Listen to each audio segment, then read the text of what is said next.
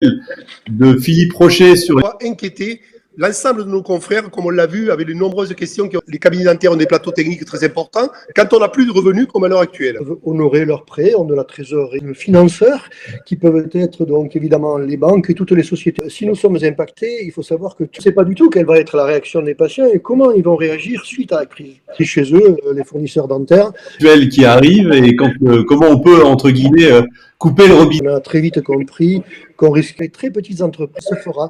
On a parlé, si tu veux, de report. C'est une véritable, un arrêt de notre activité. En place avec l'assurance maladie, des mesures d'indemnisation facteurs de risque et ceux qui malheureusement ont contracté le virus. On est bien d'accord. Et les indemnisations des orthodontistes se trouvent, hélas, dans le premier cas, c'est-à-dire les assurances comme étant les grandes muettes, les grandes absentes européennes. 1 000 milliards d'euros vont être débloqués. Donc, au gouvernement, pour qu'il fasse le nécessaire. Il est évident que nous demandons à ce que les assurances prennent leur part. C'est pas la même échelle, mais ils imposent bien. Oui, c'est pas la même échelle qui est par l'arrêt. Donc, mais il n'empêche que même professionnels, libéraux et indépendants.